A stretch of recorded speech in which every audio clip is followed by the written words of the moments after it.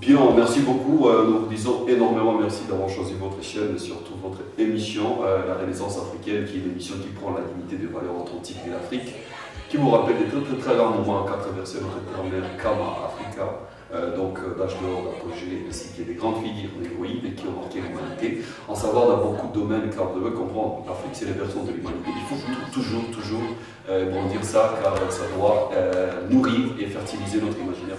En rappelant notre histoire glorieuse et positive des grandeurs. Et donc nous sommes honorés de vous tenir compagnie pendant ces 40 minutes autour d'une grande thématique qui consiste à nous questionner sur le racisme qui subit le noir dans le monde. Et voilà, donc Optionnel vous dit merci, toute la grande famille et l'équipe du Black Manga et qui nous supervise à Paris Star avec la supervision ou alors la production de l'Afrique aussi. Et voilà, et l'équipe qui accompagne cette équipe. Merci beaucoup, nous disons énormément merci jusqu'à la prochaine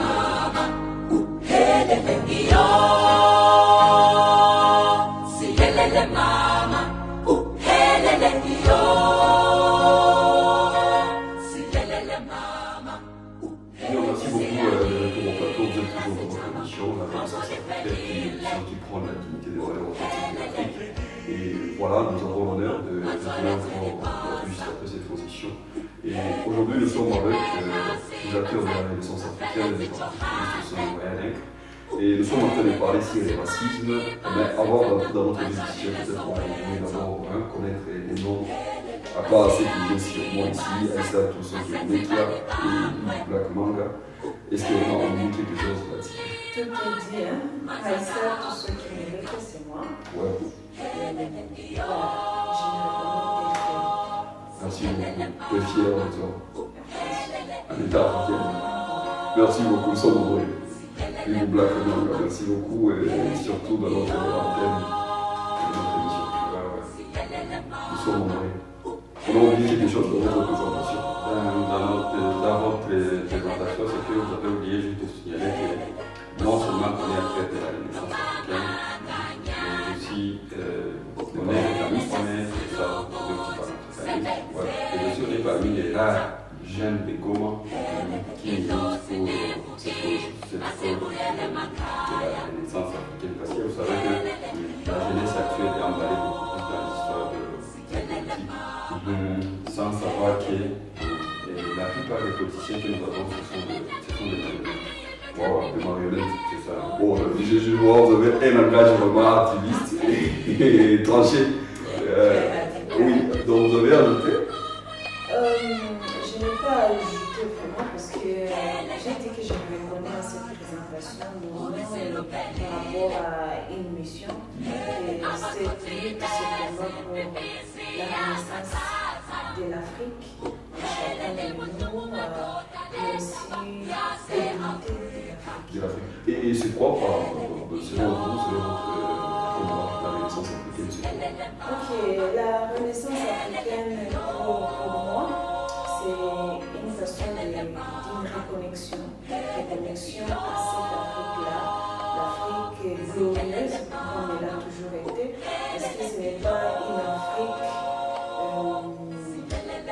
victime ou bien... Mais c'est ça quand même l'image qu'on présente aujourd'hui de l'Afrique. Oui, c'est ça l'image qu'on a. Par-ci par-là des guerres, oui, de quoi, ce n'est pas cette Afrique-là caricaturée, cette Afrique-là traumatisée, cette Afrique-là stigmatisée, mais cette Afrique de gloire, cette Afrique qui a une histoire sur laquelle on peut se refonder, sur laquelle on peut partir, sur laquelle on peut vraiment partir pour un élan nouveau. Parce que mais quand vous dites c'est l'Afrique qu'on doit partir, qu'on doit faire ça doit être le berceau de l'humanité comme l'histoire de l'enseigne. Bien sûr, c'est cette Afrique qui est au-delà de la colonisation, de la traite négrière, de l'esclavage. Donc, avant cette période sombre, noire et obscure de l'Afrique, l'Afrique a été cette Afrique-là pharaonique d'avant, où il y a cette Afrique source des connaissances, de la science, d'une grande volonté de puissance. C'est à cela que moi je me dis, il faut se refonder pour que cette Afrique renaisse encore en chacun de nous et que cette volonté de puissance puisse se manifester pour faire un grand boom, l'émergence vraiment de l'Afrique. Oui, alors vous dites, elle dit que c'est cette Afrique que vous voulez, franchement, de la Renaissance, où vous voulez connecter à cette Afrique glorieuse et positive. Alors, selon votre point de vue, qu'est-ce que les téléspectateurs doivent s'attendre quand on parle d'Afrique glorieuse? Tout d'abord, je dois souligner un truc très important, c'est que actuellement, l'Afrique est habitée à une couche des intellectuels, mais qui sont totalement dans l'ignorance. Ah, comment ça? Tu t'imagines, l'intellectuel doit être quand même... C'est ça, tu t'imagines, c'est comme nos étudiants, les universitaires qui étudient, ils sont forts et jaloux ce qu'ils font, mais ils se trompent des cibles. Tu vois, quand un médecin, prenons l'exemple d'un médecin, un docteur, qui finit sa doctorat en nous citant de chercheurs grecs.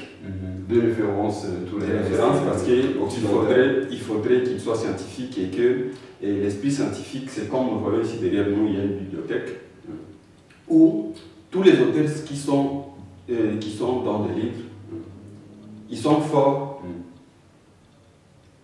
mais ils ne sont pas africains. Ah, oui. Comment voulez-vous que quelqu'un qui n'est pas africain, mais quand même, c'est la science, madame. Bon, tu t'imagines, si je poursuis mon argument, et commencer par la médecine, c'est que tous ces docteurs, ils ignorent que leur maître, Hippocrate, est allé faire allégeance et étudier chez nous en Afrique, en Égypte, où les pharaons Imhotep l'a enseigné pendant des années. Et il est rentré chez lui. Mais, ils ne se reconnaissent pas que cette éducation qu'ils ont, l'enseignement, c'est le leur. Parce que le maître de leur maître est allé et est venu chez nous en Afrique pour dire que tout ce que nous étudions, c'est à nous, mais on ne sait pas nous valoriser. Tu t'imagines approprié en fait. Tu t'imagines un jour, j'étais en train de tenir un débat avec un scientifique. Et il m'a posé des questions, il m'a dit non, moi je ne veux pas, vous, à chaque fois, vous les panafricains, vous les panafricanistes, à chaque fois quand vous êtes en train de tenir des propos, vous ne faites que raconter des histoires et il n'y a pas de référence. Parce qu'il te dit, tous ces arguments que tu es en train d'avancer, où est-ce que toi tu les tires? Et moi je lui dis, ce genre d'arguments que moi je suis en train de tenir, dans dans la convention mondiale classique, Genève ou machin, ou UNESCO ou machin, ce genre de propos, et ils ne peuvent jamais valider ça. Parce que ce sont des propos qui me valorisent tant que tel. C'est comme mon grand-père. Chez nous au village, il fit un grand chasseur. Tout simplement parce qu'il n'avait pas eu la chance de croiser un blanc dans sa vie pour qu'il puisse écrire son histoire et aller déposer ça dans des bibliothèques chez eux là-bas. Donc lui n'a jamais existé. Et si lui n'a jamais existé, c'est que tu t'imagines, c'est comme quelqu'un qui te dit que non, c'est Christophe Colomb qui a découvert la mouche. Donc avant ça, Diego Cao, je m'excuse. C'est Diego Cao qui a découvert la mouche du Congo. Tu t'imagines, ce sont des histoires où les gens ils se réunissent, ils se disent, dès aujourd'hui, les gens marchaient comme ça et on appelait ça des vents. Moi, je décide que ça soit des rêves. Et ils ratifient ça, ils envoient ça quelque part et tout le monde dit, c'est comme les histoires de calendrier ou machin. Ce sont des noms des gens. Oui, parce que Auguste Comte, je ne sais pas. Et nous, on valide ça, sans même poser des questions. Moi, ce qui m'énerve pour nous, Africains, c'est que c'est comme si c'était une bonne parole d'évangile où c'est un blanc qui a dit et nous on dit Amen. Donc on accepte sans même se poser des questions. Mais regardez même. Et c'est le même problème que nous on avait quand nous étions sur le banc de l'école. C'était toujours ça. Vous savez, l'Afrique, l'Afrique, c'est quelque chose de grand. L'Afrique n'est pas quelque chose de petit, c'est parce que nous-mêmes qui avons cette conscience, ce n'est pas ma grand-mère ou bien ce n'est pas mon grand-père ou bien mon papa qui m'avait enseigné ce que tu dis là. Ce que je dis ou bien à l'école. Comment est-ce que je dois valoriser l'Afrique? Parce que l'Afrique, vous savez, l'Afrique est tout, sauf lui-même. Un Africain peut être scientifique, il peut être politologue, il peut être je sais pas, mais sauf lui-même. À chaque fois, quand tu le mets en cause, un Africain, lui-même, tu t'imagines? Il y a des gens qui sont venus, il y a des gens des élections. Il y a un candidat qui avait postulé. Il évolue aux États-Unis et les gens ont peur de les blancs, tous les blancs ont peur de lui. Alors ils se sont dit, ce monsieur va postuler chez lui. Aïe. Donc ici, la RDC va être un bijou vraiment. Parce que le type, il est fort. Alors quand le type est venu, ce sont tous les gars qui sont venus derrière lui. Nous voulons voir maintenant les changements. Ce monsieur, lui, développe des trucs ici chez nous. Donc chez lui, c'est grave. À leur grande surprise, c'est que le monsieur est venu, il n'y avait que sa famille qui lui connaissait, qui était là pour patienter, pour venir lui accueillir. Tu t'imagines? Ils se sont posé la question. Chez nous, ce monsieur, c'est un dieu, donc nous, on a peur de lui. Il y a des entreprises qui fonctionnent grâce à lui. Mais, revenez maintenant chez lui au Congo, en RDC, il n'y a personne qui les connaît. Pourquoi? Parce que ils n'ont pas de racines, ce ne sont pas des Africains, ce sont des gens comme, tu t'imagines, quelqu'un qui est né en Europe, grandi en Europe, c'est que lui, à ses racines, lui, il est déconnecté. Donc il a les noms européens. Tu t'imagines, et même sa façon, tu t'imagines, même dans leur famille, ses enfants, leur langue maternelle, c'est la langue française. Bon, ça va, écoutons d'abord. Cette problématique de la connaissance, c'est vraiment une problématique fondamentale. Parce que actuellement, nous avons des scientifiques, mais dont leur science demeure une science désincarnée. C'est comme si on s'est dit on est scientifique, mais on n'a pas les pieds sur terre. On est juste dans les nuages. Et moi, je me dis, tous les diplômes qu'on peut avoir ne sont que présomption de connaissances.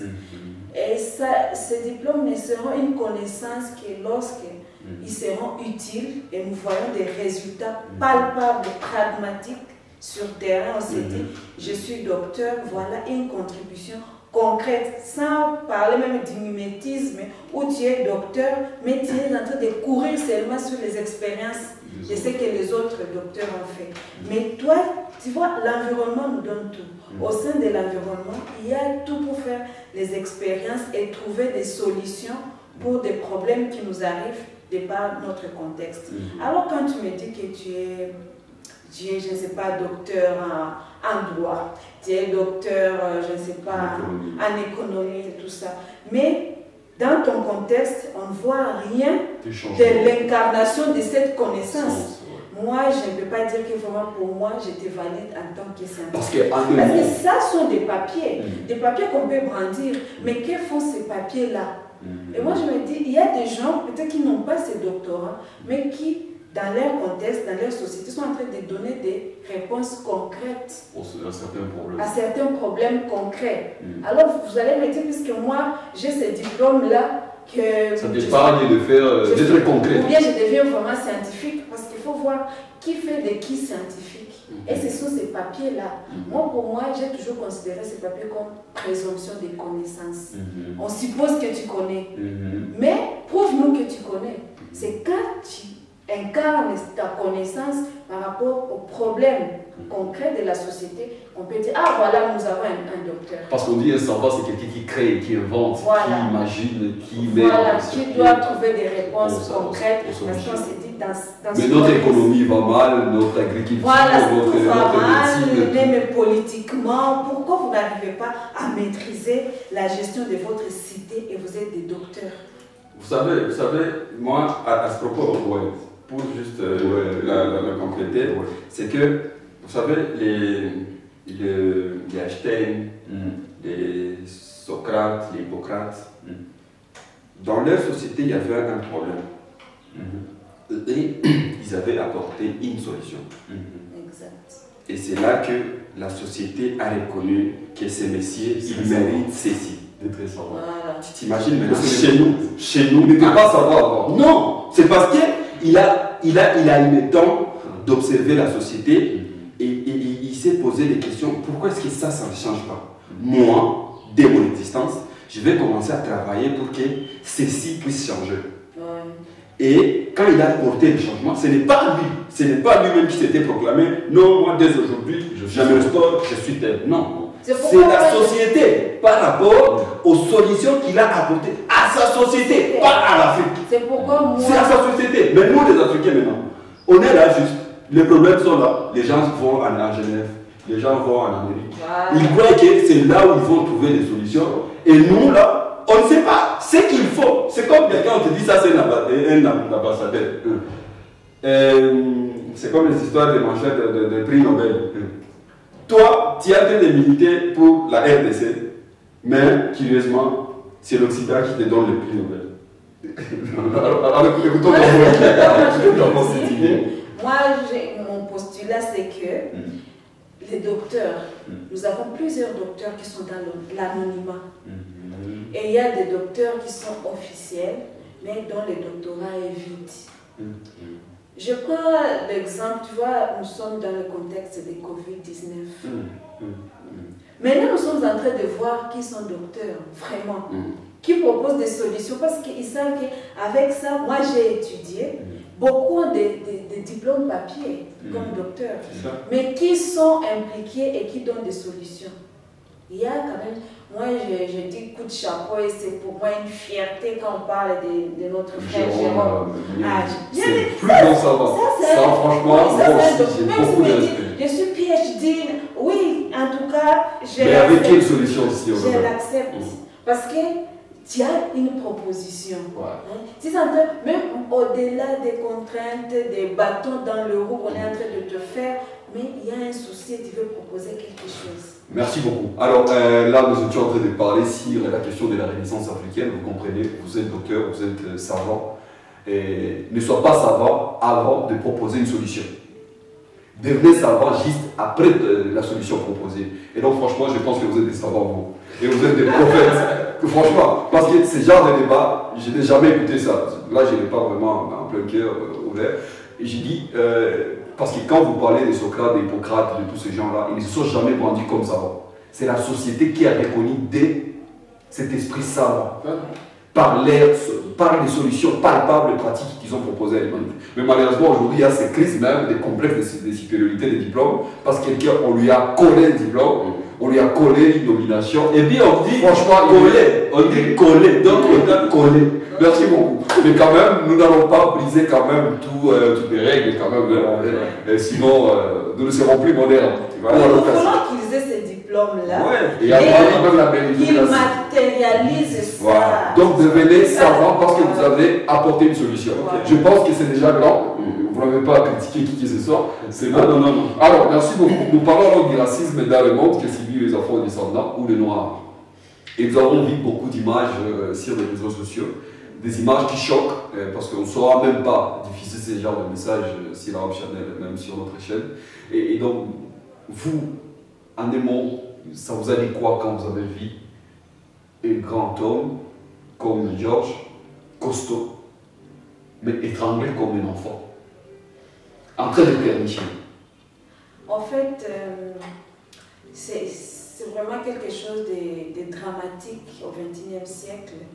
Et surtout voir les gens qui sont derrière cette atrocité, les gens qui se font pour donner des leçons en ce qui concerne humanisme, humanité, droit de l'homme, la liberté, tout ça, faire des choses encore atroces telles que nous les avons vécues.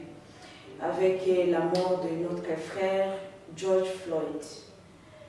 Moi, à ce niveau, je trouve que c'est une régression. C'est une régression et c'est une interpellation davantage.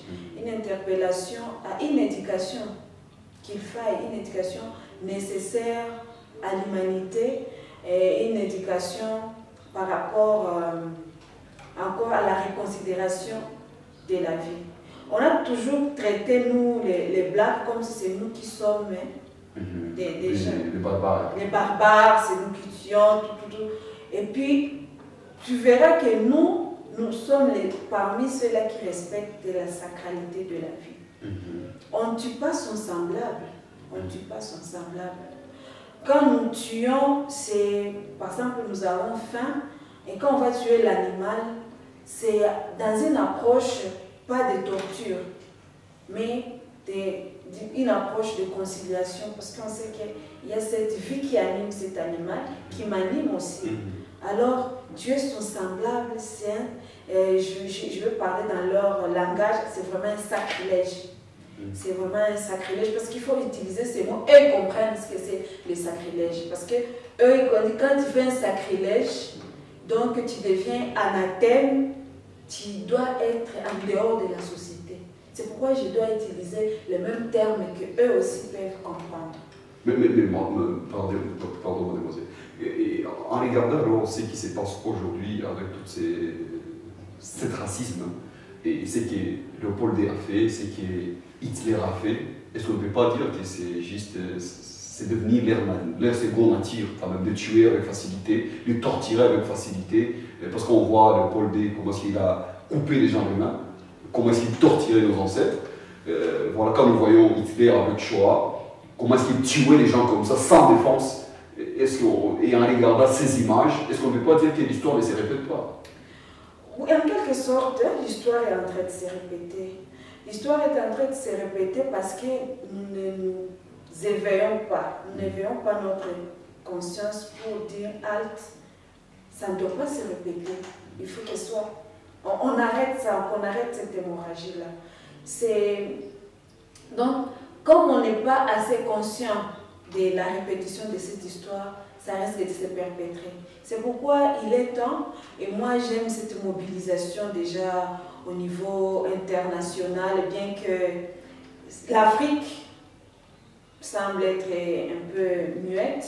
Et pourquoi? Est-ce que ça ne touche pas? Moi je me dis, est-ce qu'il n'y a pas quelque chose, tu vois, ce sont les élites qui doivent impulser un élan par rapport à quelque chose. Prenons d'abord le mot que lui il a dit, il a utilisé, que tous les acteurs politiques et les autorités sont des marionnettes. Est-ce que ça ne se concorde pas avec ce qu'il a dit? Moi je me dis, ou bien il se reproche de quelque chose, à moins qu'il soit aveugle, ou le niveau de conscience n'est pas encore éclairé. Excusez-moi les termes, donc ce n'est pas personnel. Moi je suis en train d'analyser les contextes. Parce que si on se reproche de quelque chose, il est difficile qu'une élite, ou bien celui qui a le pouvoir décisionnel, puisse se prononcer dans le contexte actuel. Par exemple, chez nous au Congo, on est en train de massacrer, se prononcer sur la mort de notre frère George Floyd, alors qu'à Beni, on est en train de tuer. Moi, je me dis, est-ce que ce n'est pas par honte, parce qu'on va te jeter des pierres? On a dit, mais ces George Floyd sont en train, on est en train de les vivre chez nous. Chaque jour, qu'est-ce que vous faites? Alors, il est difficile de dire, de se prononcer. Donc, alors, si on ne se reproche pas de quelque chose, puisqu'on a été complice de ces actes. Parce que l'humanité entière, je dis bien, maintenant là, il y a des manifestations de milliers de gens, mais en Afrique, ce n'est même pas une question d'actualité. Voilà. Pourtant, quand il y a eu Charlie Hebdo, c'est tout le monde qui s'est... Voilà, c'est tous les chefs d'État, presque tous les chefs d'État francophones qui sont partis là et qui ont publié. Je suis Charlie, on a vu des profils avec le drapeau de la France, je suis Charlie. C'est parce qu'on n'arrive pas à se reprocher. Moi, je trouve que c'est eux-mêmes qui ont déjà réduit leur liberté. Ils réduisent même leur souveraineté. Oui, parce qu'ils sont pas vraiment... Oui, leur liberté, leur souveraineté, parce qu'ils ne sont pas responsables. Si vous ne voulez pas d'abord protéger les George Floyd qui sont dans votre milieu, dans votre cadre de vie, comment vous allez oser dire non?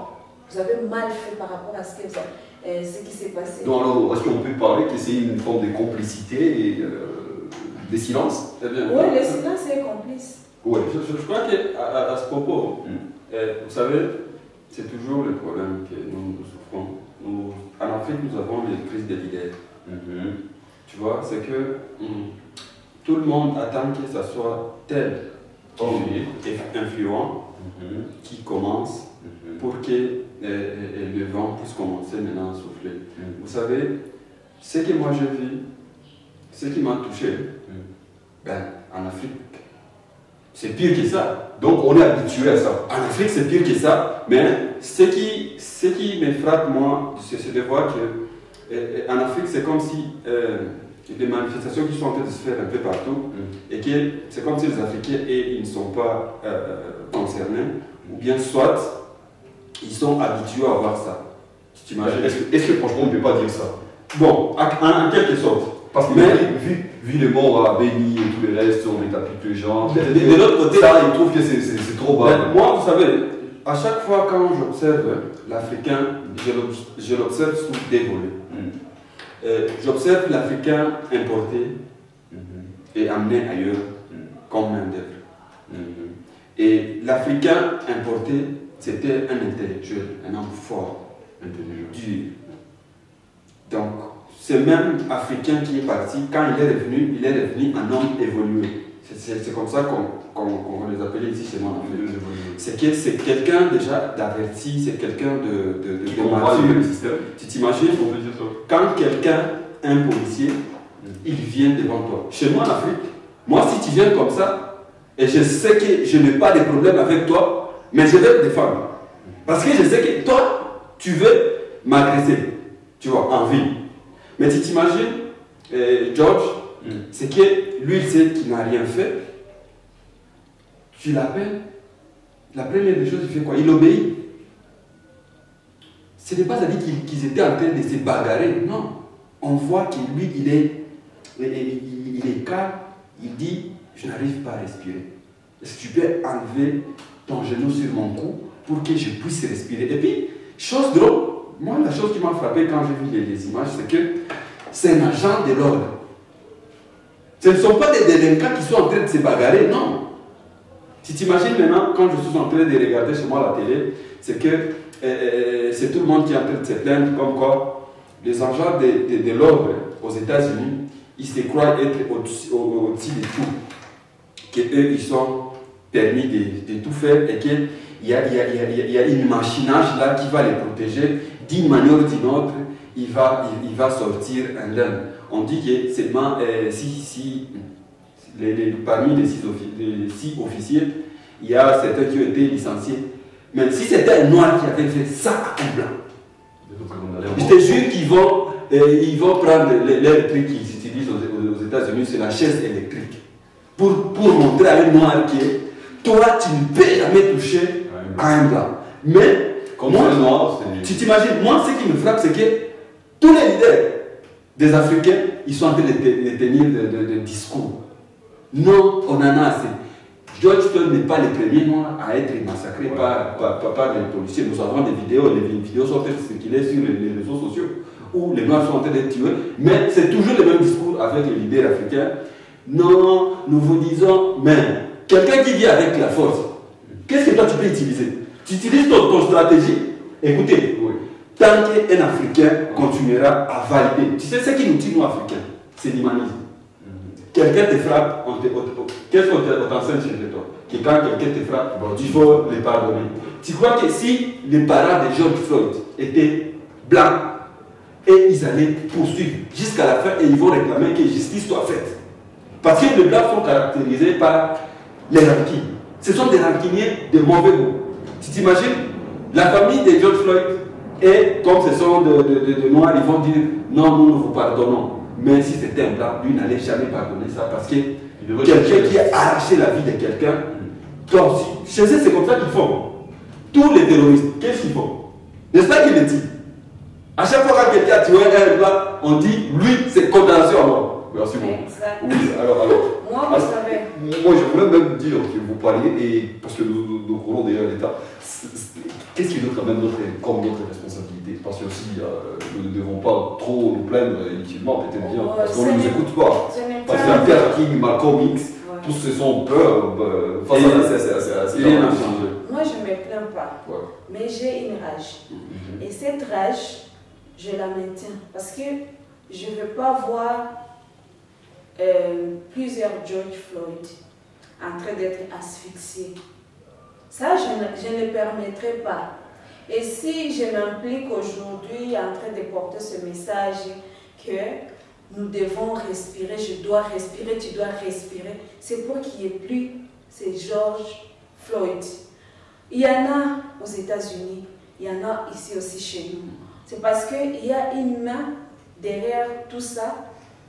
Il y a quelque chose qui venait de m'étiqueter quand il disait les agents de l'ordre. Supposés agents de l'ordre, mais qui arrivent à ces atrocités-là. Ça veut dire que je ne vois pas ces individus-là. Pourquoi ils peuvent avoir cette audace de le faire? C'est parce qu'il y a un système. Qui les protège. Oui, il y a un système. Et c'est pourquoi moi, j'ai ma rage contre ce système. Et on doit toucher à ce système pour déconstruire ce système. Donc maintenant, il faut qu'on entre dans une dynamique, un processus de la déconstruction de ce système. Et là, nous sommes les premiers, parce que statistiquement ce sont beaucoup de Noirs qui sont victimes de ce système. Mais il y a des Blancs aussi victimes de ce système. C'est pourquoi on est en train de dire, il y a quelqu'un qui me disait, oh, il y a des Blancs aussi qui sont en train de manifester dans le truc. Oui, je me dis, ce n'est pas tout Blanc qui est aussi bénéficiaire de ce système. Non. Alors je me dis, c'est un combat d'ensemble. Oui, nous majoritairement, depuis beaucoup d'années, nous encaissons un grand nombre, un nombre élevé de victimes de ce système. Mais nous devons nous mettre vraiment ensemble pour que ce ne soit pas seulement événementiel. Le spectacle. Oui, le 25 mai, on a tué George Floyd et puis il y a eu des manifestations. Et après, l'année prochaine, on va avoir encore des George Floyd qui vont succomber et chez nous, ils vont continuer à succomber. Non. Maintenant, nous avons droit à la respiration. Plus question d'être asphyxié. Et dire que plus question d'être asphyxié veut dire qu'entamons la justice. La justice et la réparation. Pour que tous ceux qui sont asphyxiés, ceux-là qui ont les genoux du système sur leur cou, c'est presque toutes nos familles qui ont les genoux de ce système sur leur cou. Parce que si ce n'est pas directement un frère proche, ça a été mes ancêtres. Mais est-ce qu'on peut faire une forme de corrélation avec tout ce que nous avons comme le poids des pays métropoles sur nous, voyez-vous? Quand moi je vois, quand vous parlez de George Floyd, peut-être moi je vois Sankara, je vois Malcolm X, je vois je vois tous ces gens qu'on a asphyxiés parce qu'ils voulaient prôner le bien-être ou alors la liberté, ils voulaient exprimer au moins la liberté à des... Ça, ce sont nos élites connues.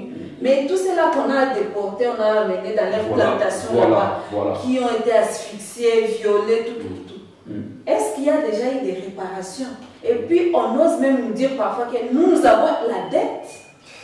Et que nous sommes endettés. Ils doivent réparer. Chaque famille qui a droit à une réparation. Oui, mais alors en disant ça, parce qu'il n'est pas, moi je trouve, parce que quand je vois Luther King, ce qui s'est bâti pour la justice sociale, Malcolm X, Lumumba et tous les restes, pourquoi est-ce que ça n'arrive pas?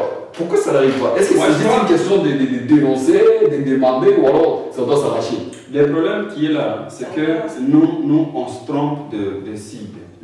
Si tu imagines, c'est comme l'agent de l'ordre qui a tué George Floyd, toi tu t'attaques à lui. Et tu ne sais pas qui est derrière lui. Parce que c'est comme un enfant qui est chez lui à la maison. Il sait que si je fais ceci, mon papa va me gronder et que je ne peux jamais faire ça. Et quand ton père te dit non, tu peux faire tout ce que tu veux sur ça et sur ça ne touche pas. C'est comme les agents de l'ordre chez eux là-bas aux États-Unis. Ils savent que un blanc, il peut traiter comme ça, mais un noir, il doit traiter pire que ça. Oui, parce que on voit même les images. Les images sont là, ce ne sont pas des choses que nous sommes quand on arrête un blanc et quand on arrête un noir, il y a plus d'agressivité sur un noir. Il y a plein d'images à ce propos. Et pourquoi les prix qui donnent autorité à ces agents d'agir comme ça? C'est ça, c'est qu'on te dit, j'étais en train de suivre un débat comme ça à France 24 où les gens étaient en train d'analyser sur la mort de George Floyd. Ils te disent que c'est un chaîne de commandement où on sait que d'une manière ou d'une autre, et celui-ci va te dire non, c'est elle qui m'a donné l'ordre, l'autre va te dire que non, c'est elle qui m'a donné l'ordre. Donc c'est une chaîne où tu trouves que les gens ils sont dans l'impunité, mais seulement, même si les gens sont en train de marcher, et des blancs et des noirs, tous ensemble, ils sont en train de marcher, mais on sait à qui est-ce que ça touche directement. On te dit, quelqu'un qui est poursuivi par les lions et qui a vu les lions, il ne court pas aux mêmes vitesse que la personne qui lui dit qu'est-ce que tu es en train de courir? Non, il y a un lion qui est en train de nous poursuivre. La personne qui a vu les lions, lui, il sent. C'est pourquoi vous allez voir que les noirs qui sont en train de manifester, ils ont une rage différente avec les blancs. Parce qu'un blanc lui te dira que non, j'ai été tabassé, mais personne n'a tué quelqu'un de sa famille. C'est différent de quelqu'un qui a attaché. C'est ça. C'est qu'à chaque fois, quand un Africain veut faire quelque chose, il attend toujours que l'homme blanc soit derrière lui. Tu vois, ces manifestations-là, si c'était purement que des noirs, les gens allaient dire non, tu vois, c'est qu'un blanc, lui, il cherche, c'est toujours que. Tout fait soit peu fait. Un professeur était en train de nous dire qu'un blanc, lui, il cherche dans toutes choses que nous allons faire, nous les noirs, que lui aussi puisse se retrouver dedans. Et ça, c'est pour justifier les actes que lui a fait. Ouais, moi, je me dis, il y a des ceux-là comme ça, mais moi, quand je regarde ces manifestants, et j'observe vraiment très profondément, il y a des sincères. C'est pourquoi... Quelques-uns. Oui, il y a des sincères. C'est pourquoi je me dis, ce n'est pas tout blanc qui est raciste. Parce que c'est les... Mais c'est la majorité. Oui, le niveau de conscience. Ce n'est pas tout blanc. Ouais. Mais il y a quelques blancs qui ont déjà compris. Parce que c'est question d'humanité. Hein? C'est question d'humanité, nous partageons la même humanité. Mais ce système-là qui fait assez qu'il y a ceux-là qui se sentent privilégiés. C'est ça. Privilégiés. Même si l'ordre n'est pas intimé directement à un agent de l'ordre, pourquoi il a cette facilité-là à mater ou à agresser un noir, un black et les tuer?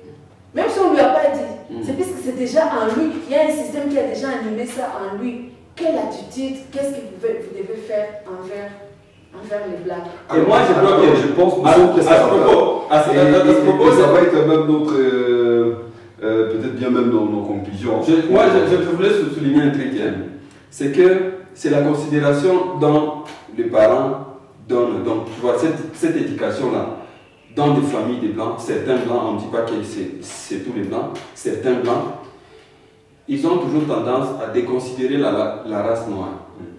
À se dire, ça sont des singes, ça sont des machins. Parce qu'évidemment, ils les ont esclavagisés, ils les ont colonisés. T'imagines? Et ça continue. Moi, je dis, si nous voulons que les gens puissent nous prendre au sérieux, prenons nous-mêmes d'abord au sérieux. Tu vois, avec ce genre d'émission, il y en a combien ici à Goma? Il y en a combien? Et ce genre d'émission où les jeunes réfléchissent et ils parlent des trucs, pas comme des politiciens, pas comme des gens qui sont manipulés, où ils ont des comptes à rendre. Vous savez, à chaque fois, quand les gens sont devant des caméras, ils te disent « Hé, mon frère, dis-moi d'abord, c'est quoi les sujets? Parce que moi, je ne dois pas aborder certains sujets. Parce qu'il y a quelqu'un derrière moi. Toi, qui est derrière? Quand toi, tu vas mourir avec ces messieurs qui étaient derrière nous, lui, il va abandonner même tes enfants. C'est pourquoi vous voyez, beaucoup des Africains qui meurent, ils partent. Il n'y a personne pour leur... Donc, c'est à peine une année, 2 ans, et son nom est effacé. Mais actuellement, nous avons certains noms de blancs, ou bien même de nos vaillants, comme les Malcolm X, les Lumumba, les Sankara, les qui. Leurs noms continuent toujours à transcender le temps. Ils te disent, vous tuez seulement les corps, mais ma lutte, mon combat va continuer. Et c'est aujourd'hui que l'homme là est en train de sentir. Tu vois, moi là, moi je ne suis pas manipulé par quelqu'un, c'est que je parle comme quelqu'un de libre. Et je n'ai pas peur de dire que moi, mes propos, quand j'irai postuler ici, quand j'irai postuler là-bas, quelqu'un dira, toi on t'a déjà vu, toi tu es un... Non! Pour m'exprimer, pour que je puisse parler à cœur ouvert à quelqu'un. Un ami me disait, si tu aimes quelqu'un, tu lui dis la vérité. Donc tu ne sais pas cacher quelqu'un la vérité. Est-ce que nous pouvons dire que vous les voyez? Là, maintenant là, nous aimons, est-ce que nous aimons les blancs? Non, même pas les blancs. Qu'on soit sincère, quelqu'un qui a tué, qui a massacré mes ancêtres. Comment veux-tu? Et puis, c'est comme ça qu'on me dit la vérité. C'est comme ça que tantôt, non, on dit la vérité. Moi, mon message, à chaque fois quand je suis devant mes confrères, je m'adresse à eux. Je ne m'adresse pas à quelqu'un. Moi, je n'ai jamais été un ami, un blanc. C'est que, je ne sais pas, comment est-ce que moi je peux, s'il vient, c'est un partenaire. Donc, on est en train de travailler un truc. C'est pas de dire que moi je vais commencer à sympathiser. Vous savez, à chaque fois quand un noir et un blanc sont en train de s'asseoir, d'une manière ou d'une autre, question de racisme va intervenir. Question de colonisation va toujours intervenir. Ça ne peut pas permettre. Non, ça va intervenir pourquoi? Parce que ce sont des trucs les gens ils prennent ça comme un tabou. Toi tu touches à ça. Toi tu non, il ne faut pas toucher à ça. Pourtant, c'est une vérité. Mais quand les gens sont derrière la porte, c'est maintenant ils se disent, mon cher, ces gens, ils sont mauvais. Pourtant, tu devais le dire en face. Tu dis, moi je te dis, ce que vous continuez à faire, c'est ce que Aïssa était en train de dire tantôt, que c'est le système. Tout blanc qui continue à valider ce système, nous on est contre nous. Parce que c'est le système qui nous maintient dans cette situation où on ne sait même pas respirer. On ne sait même pas respirer. Tu t'imagines, non, vous savez, nous devons respirer. Tu vois, c'est comme George Floyd. Tantôt, j'étais en train de suivre toujours à la télé un parent qui était en train d'apprendre à son fils comment est-ce que quand un agent de l'ordre lui met son genou sur sa nuque, comment est-ce que lui doit commencer maintenant à se protéger pour ne pas mourir. Voilà. Il est en train d'apprendre ça à son enfant, tu vois. S'il pense que le système, il a peur que le système va continuer. D'une manière ou d'une autre, son enfant aussi va se retrouver, sera victime. En s'attaquant au système, on apprend aussi à se protéger. C'est ça. Et puis, la protection dont je suis en train de parler, c'est quoi? C'est ne pas nous plaindre. Tu t'imagines la personne qui t'a tué. Toi, tu viens encore, parce que c'est lui qui détient le système judiciaire, justice, machin, et autres choses. C'est lui-même qui détient ça. C'est pourquoi Malcolm il dira ceci. Tant que l'homme noir continuera à patienter que l'homme blanc passe sur cette porte, lui, il attendra toujours. Mais par contre, l'homme noir qui sera intelligent, il devrait songer à construire lui-même une autre porte pour maintenant commencer à passer. Parce que le temps que toi, noir, tu es en train de patienter que l'homme blanc puisse passer, tu t'imagines, c'est toute une race qui est en train de passer. Et toi, tu es juste là en train de patienter. Est-ce que toi, tu es éternel? Non, tu n'es pas éternel. Un jour, tu vas mourir. Tu vois? Et tu vas mourir tout à c'est ça, sans passer. C'est comme les gens qui nous diront tantôt que nous irons au ciel, nous irons au paradis.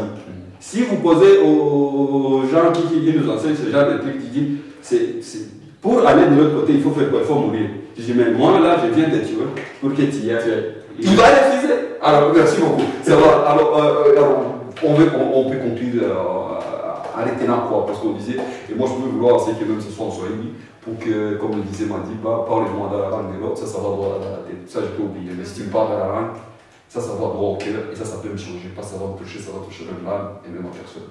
Tout à l'heure, d'où, tu as dit le message.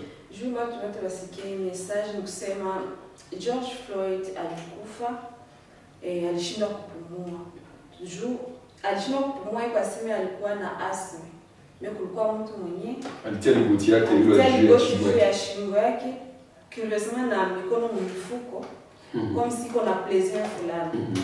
Na George Floyd akapima kumsupplie kusema please monsieur, s'il te plaît monsieur, siwezi tena kupumua.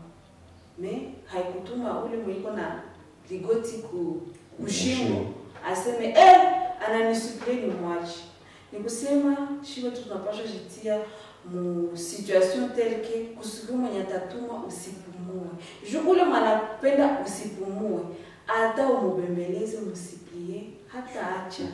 Donc usiruhusu wewe usipumue, ndugu yako asipumue, shiwe tunapaswa kupumua. Na kama tunapaswa kupumua, sikusema tu George Floyd alikufa kule, bandu wetu biko nakufa hapa kwetu nani Beni, wanakufa na mapaisi zingine za Mwafrika. Tunyamaze. wala tusiseme tunafanya maaction ya kusema hapana tunapasha kupumua. Ile gisi alisema siwezi kupumua ni kutuambia kama shi wengine tusibakie vile. Yeye alikufa, mimi tusikufe. Tunapasha survivre, hakuna watasema tusipumue. Donc tunapasha apprendre gisi ya kupumua. Na gisi ya kuapprendre kupumua ni kujiorganiser. Juu tunajua kama huko ile wanasema system inapenda kusikia watu wenye hawatapumua economiquement, politiquement, msiweze kujiorganiser. Juu sababu politique ni organisation ya cité. Hamutaweza kupumua humanitairement, donc hamutaweza ni peke kujiprotéger, et même au niveau médical, au niveau culturel, watapenda tu usipumue. Non, tunapaswa kupumua kwa dimension yote. Na ile dimension ndio ni kazi, tutajitia pamoja, tuangalie pole pole kisi tutaenda tuko na jikaza tupumue mwile ma domaine yote puisque c'est vraiment systémique. Merci beaucoup. Naïcha, surtout un mot peut-être. Bon, mais à cause de un mot que je sais, ni par rapport il est acte, il y a une mécanique, battre en monnaie chacun ni acte à bas, certains, mais après il y a acte ni niveau mécanique, parce que tu n'as pas choisi toi tu n'as ici mudunia muko ndani malwa kenye shie na tunaweza lomba bandugu yetu liko kule na ma démarche tuzo nafanya ba voter malwa za kuproteger na za kupini batu wanafanya hiyo vitu parce que George Floyd haiko mtu wa kwanza mwanamfaa vile mais inaendelea parce que hakuna loi yenyewe inaproteger ule noir wa États-Unis na yenyewe mtu anapasha wana naogopa si esa kisi hapa kwetu mwedc ni kuambia watu haiko kila siku ndio tendeleaka kusema kulia. Mtu mwenye iko na akili kama anasikia njala hataenda jifungia mnyumba pana, anaenda kutumika parce que anajua sasa atatumika ndio atamaliza njala. Donc si esangi civile watoto ya Afrika tunapaswa ikaa facilement. Tuache kukua na jitende, na tuanze tutumike. Tuseme hiki na hiki nisangi si mambo ya mavita na hii mambo yenye tunaozi ya makabila. Jua nini vile biko parce que kuko mtu mwenyewe ile même système yenyewe sasa tuko nasema yenyewe alitaki tupumue. Hayo ndio iko na kumanipuler. Les jours tutaiwaka nani mwenyewe sasa yenyewe tunakuwa pour tunakorogana iko na profiter parce que à chaque fois sasa hivi la fita haiko mimi na profiter haiko mimi na profiter. Ni mtu mmoja yuko pembeni mwenyewe iko na conditionner. Na ile haito avantage si sasa vile ba africain si hatuitikaka kusema sasa huyu ni wa huku, huyu ni wa huku, huyu ni wa huku au ina frontiere. Ni juu watu yenatuua humu mwetu Afrika tuko ignorance sana. Na kila mara sana utafuta fundisha mtu anaanza kufanya discussion na haya sikia hata wenyewe watasema Ma diplôme. Oh, wewe unashimama mbele yangu na qualité de qui? Est-ce que pour que mimi nifanye kitu inalomba msangisi mzee Farao alikuwa anatuambia tu mmoja aseme au diamant iko na diplôme gani juu uone valeur yake. Est-ce qu'il sont capable valeur yake kushuka kwa marché. Mais wewe mtu unazania sema pour que kwa mtu il faut qu'on ait papier et à chaque fois mimi ninawapi na nigusa. Nisani niko mbele ya television na niko nafuata chaîne zetu locales za hapa mu Congo. Batu m'ensemble ni ma arrogance ya ma français. C'est comme quelqu'un qui te dira tantôt hapa kwa hii procès que yeye alisomea mbali kwenye zake na diplôme. Mais je n'ai si muyo, pas le nom de muyo. Est-ce que le diplôme yake si inatoavantager na nini? Rien du tout. Ndio maana tulisema kwa savant ni proposer solution kwa societe. Alors tunasema asante, inaomba tupumue na tutaendelea kupumua kabisa.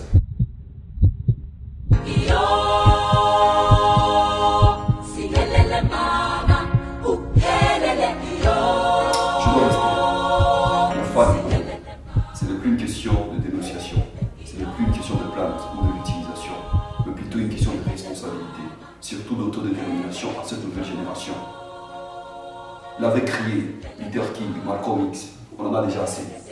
Franchement, on en a déjà assez. Nous devons alors respirer. Et pour respirer, tout dépend de nous. Parce que ce n'est pas une question de charité, de pitié ou d'amour, mais plutôt une question de survie. Vous allez m'excuser, mais c'est une question de survie de chaque race. Et notre race en a déjà assez. 6 siècles de razzia, de l'esclavage, de la colonisation et du néocolonialisme dans toutes ses formes dégradantes, on en a déjà assez. Leur genou surnomique, on en a déjà assez. Sur tous les domaines et dans tous les domaines. Politique, économique, culturel, spirituel, tout ce qui est, et que sais-je encore. Nous devons respirer, nous devons être libres, indépendants, souverains. Et tout ça dépend de notre autodétermination, de notre courage, de nous réunir ensemble, réunir notre énergie, notre courage, notre force ensemble pour faire les États-Unis d'Afrique. L'avait toujours dit Marquis Garvey. Tant que l'Afrique ne sera pas unie, tant que l'Afrique ne sera pas forte, partout où sera l'afro-descendant ne sera jamais et jamais alors respecté. Unissons-nous pour dire nous devons respirer. Pas mon Dieu. I must breathe. Aujourd'hui, je dis, toi, tu dois respirer, je dois respirer. Plus jamais personne ne doit supplier pour sa survie. Parce qu'il est évident que le bourreau, que tu le supplies, que tu pleures, que tu remues ciel et terre pour ta survie, il ne lâchera pas. Je dois respirer parce que aujourd'hui je suis dans une dynamique de la déconstruction de ce système qui asphyxie, qui m'asphyxie, qui asphyxie ma communauté, qui asphyxie mes frères et sœurs de par le monde, parce qu'on s'est dit, il est presque ridicule de dire que nous ne respirons plus, mais nous devons respirer. Yafa nina pour moi, natuta pour moi. Et pour respirer, c'est, comme je venais de le dire, c'est un processus de la déconstruction. Du point de vue culturel, politique, économique, scientifique, l'Afrique, les Africains doivent apprendre à revenir à ce qu'ils ont toujours été dans la période glorieuse de l'Afrique, avant la colonisation, la traite négrière, parce que cette volonté de puissance qui a toujours animé nos pères à ces temps-là doit nous animer aujourd'hui, et puissamment nous devons le crier très fort. Et pour moi, ma rage, c'est une rage, pas pour me plaindre par rapport à ce qui se passe, mais je me dis, c'est une rage d'engagement pour que George Floyd, qui a été asphyxié, qui continue d'être asphyxié dans mon milieu, ne s'asphyxie plus. Nous devons respirer et eux aussi doivent respirer.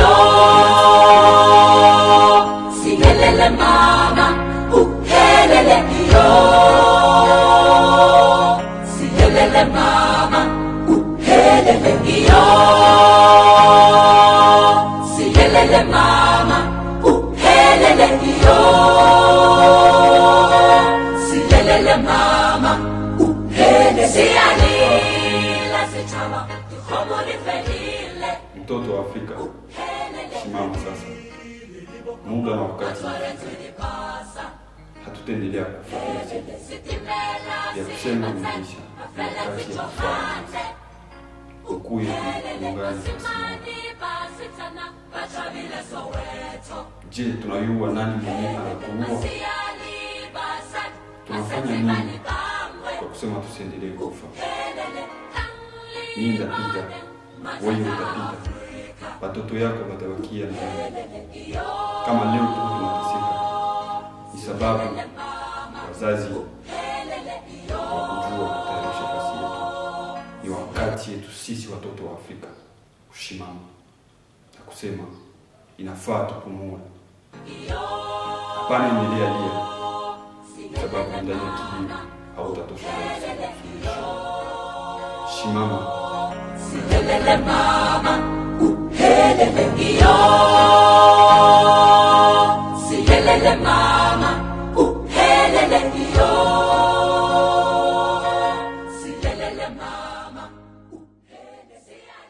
Alors tunasema asante, inaomba tupumue na tutaendelea kupumua kabisa, paske watatetu waliwatia mkoloni, wakawatia esclavage, me balituacha na tungana pumua na shifu tupiganie watu watakuya na wapumue. Hatutatenga repeter le message à 15 breath, non, tutapumua si.